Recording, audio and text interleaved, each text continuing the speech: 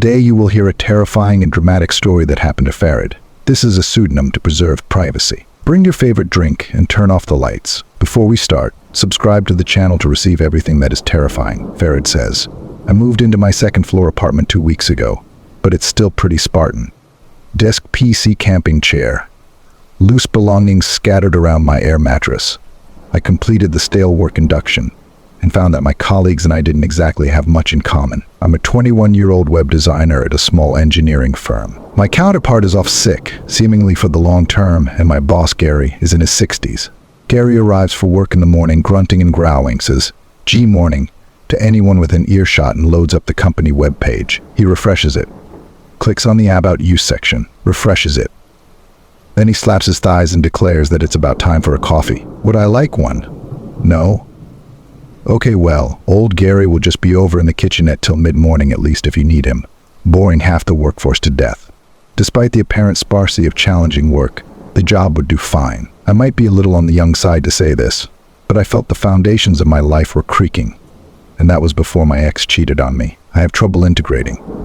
I get panic attacks. People say I look angry, even when I'm not. I think that's just how my face looks when I'm concentrating, or when I'm trying to make sense of an idiom or a joke. I suppose my long hair doesn't help, and the fact that my chief interests are metal music, gaming, and combat sports. People just assume a fresh start was in order, and what better time than now? I joined a gym and started nodding at a few familiar faces. I went to some nature festival in the town hall and listened to hippies talk about leaves for an hour. There were drinks afterwards, but again, I couldn't find anyone with my vibe. Everyone there was old, sporty, or outdoorsy. I took a swig of warm beer and felt a rush of inspiration. Alcohol was the key.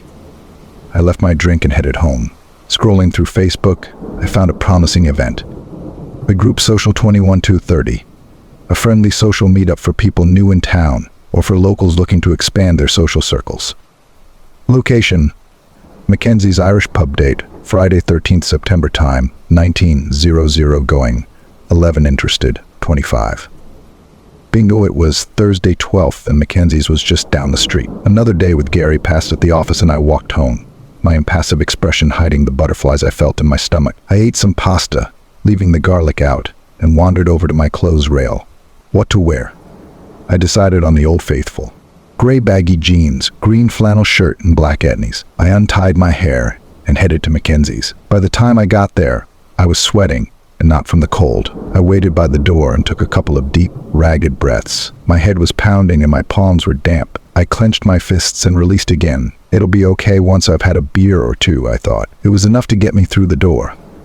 Bingo, it was Thursday 12th and Mackenzie's was just down the street. Another day with Gary passed at the office and I walked home, my impassive expression hiding the butterflies I felt in my stomach. I ate some pasta, leaving the garlic out, and wandered over to my clothes rail. What to wear? I decided on the old faithful. Gray baggy jeans, green flannel shirt, and black etnies. I untied my hair and headed to Mackenzie's. By the time I got there, I was sweating, and not from the cold. I waited by the door and took a couple of deep, ragged breaths. My head was pounding and my palms were damp. I clenched my fists and released again. It'll be okay once I've had a beer or two, I thought. It was enough to get me through the door. Inside was a dark, cramped room with several alcoves branching off the main thoroughfare. It was deserted, apart from a group floating around the polished wood of the main bar. I sidled up to a guy leaning against the jukebox. "Hey man, is this the group meetup?" I asked. "I think so, but I only just got here myself," he said. Someone overheard and confirmed to us it was. We both breathed a sigh of relief. "I'm Mark," I said, offering a hand to the jukebox leaner. The portly man shook it and said, "Short for anything?" "No, because I'm Marcus." Wondered if we were named the same. "Oh, got you." "No, I'm just Mark like the disciple." Marcus pushed his glasses up his nose and widened his already wide stance. "Yeah, I think I've heard of him." "You new in town?" I nodded. "Same here." He scratched at his beard and looked me up and down before grinning. "You're a metal man, aren't ya?" "How can you tell?" I said, returning his smile. "You make it obvious with the hair, the clothes, and an expression like one of the Easter Island statues, you know. Tortured and sad, kinda. I like to camouflage a little." He opened out his palms, inviting me to inspect his outfit. A black, buttoned cardigan strained over a gray t-shirt, and the blue jeans he wore were too long for him. The Nike running trainers were downright filthy and unlaced, and the denim around his heels was frayed into threads. "So, you're one of us?" "Undercover," I said. "I am." "You got a favorite band?" Marcus bought me a drink, and we chatted happily about Gojira, avenged sevenfold in Mastodon. It even turned out that he knew a thing or two about MMA, and we went along a conversational tangent naming niche UFC fighters, before getting into a good-natured debate about who the greatest of all time was.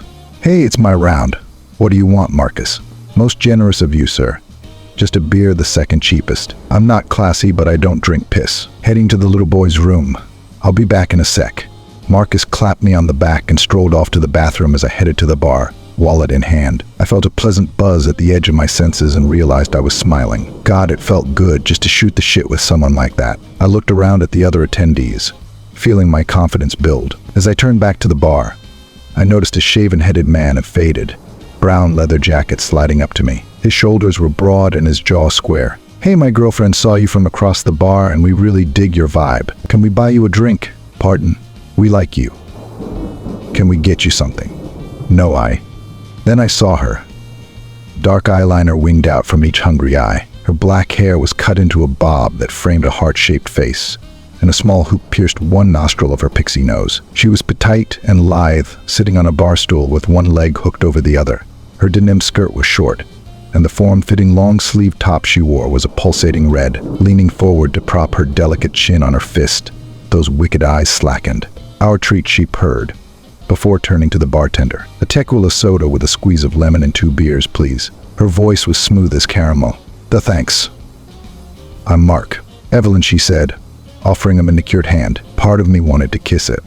She was everything my ex wasn't, and I liked her for that. "And yourself?" I turned to the square-jawed man, but he'd vanished while I was gawking at Evelyn. "That's Jan, he's gone for a smoke," she said, hopping down from her stool as the drinks were served. She came closer. Her perfume smelled like a dark blend of cherries and something spiced like the promise of trouble.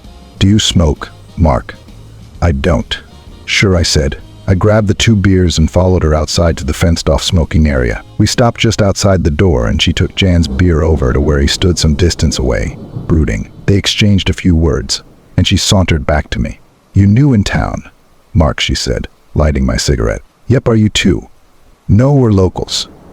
Things get a little stagnant after a while, though. Figured we'd come along to this meetup and see if we find anyone who matches our vibe." She put a hand on my chest and winked. "Our freak, if you know what I mean," Evelyn said.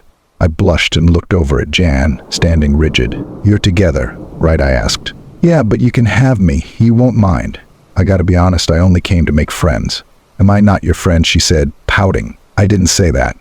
She swung an arm around the back of my neck and pulled my head down to her chest. "How about we go and be friends over at my place?" Evelyn whispered in my ear. I lifted my head up and found myself breathing her in, drowning in those dusky eyes. She cupped my cheeks, drew my mouth down to hers, and kissed me. When we broke, she bit her lip and led me out onto the street. She pulled me through the rain to her apartment. Glancing over my shoulder, I saw the dark figure of Jan following at a distance, cigarette glowing as he took a drag. Evelyn and I ran up the spiral staircase of her apartment block and barged through the door, fumbling at each other as we passed through the living room to the bedroom. I heard the door reopen and close again. "Does he get involved in this?" I asked, breathless. "Do you want him to?" "Not really. He can sit out there on the couch and listen in. He likes that." I hesitated, but Evelyn was taking her top off now. "Do you hear that, baby?" she shouted. "Go wild in there, you two," came Jan's response, as I heard the click of a remote and faint droning of a TV show. Evelyn unbuttoned my shirt and tossed it into the doorway under slim panes of moonlight shining through the slatted blinds. Suddenly self-conscious, I excused myself and went into the en-suite. I took a quick leak and splashed water on my face. Looking in the mirror, I saw those panes of light shift. I turned and peeked through the gap between the door hinge and the frame. "Evelyn?" The TV glowed into a dark living room beyond an open door. The bed sheets were roughed up and Evelyn writhed. Into the doorway stepped Jan. He looked down on her with solemnity, but didn't intervene. I could hear bones breaking, flesh tearing, fluid gurgling, as Evelyn's pulsed into something else. So her head imploded into a dark, teethed recess and her arms twisted outward wildly, and hands morphed into small, fleshy claws before bulging and hardening into pincers. Her spine curved wickedly in a reverse arc, and her legs joined together in a flailing mass, sharpening at the end. Her body was morphing away from something human and beautiful into something with cartilaginous potted sections and appendages. I drifted to the doorway, pale and sweating coldly. Jan stood firm. "She'll have you now," he said, and pushed me back into the room. Some burning mucus splashed onto the back of my neck and I leapt forward, bull rushing Jan. We grappled and fought on the living room floor until the big man straddled me. I bumped him forward with my knees, and he planted his veiny arms on either side of my head. Then I lunged for his right arm with my teeth and bit down savagely. Jan screamed, and I broke out from under him. I made for the door, hearing the skittering of legs on the hardwood behind me grow in volume. The vibrations rattled the soles of my bare feet as I slipped out onto the staircase, shutting the door on the hideous shape that had been Evelyn. A huge stinger the size of a kitchen knife splintered through the wood, and I heard the shriek of frothing jaws snapping together, outraged that there was no flesh to feast on. I bolted down the staircase and out into the drizzle, wearing nothing but my gray jeans. Marcus found me pounding at the window of Mackenzie's, burned on the back of my neck and screaming about scorpions. He called an ambulance, and I was taken to the emergency room. The sterility, harsh lights, and long waiting times soon brought me back to my senses. I hate hospitals, so I got a cab back to my place in the early hours of the morning. You hear about drinks spiking sometimes, so I figured that's what happened. Some psycho at the meetup spiked my beer. There was no Jan and Evelyn. No shape-shifting scorpion lady seducing town newcomers. I was grateful for the uneventful week that followed. Each hour that passed put distance between that night and the present moment. The embarrassment of it all. I pulled on my work polo shirt, tied my hair back, hooked my laptop bag over my shoulder and headed to the front door. Another Monday. Another tally added to the wall of the capitalist jail cell. Posted under my door was a yellow envelope. I put down my bag and picked it up with trembling fingers. Inside was a card that read, "Dear Mark, great to meet you the other night. We'll see you around. Love from your friends, John Evelyn."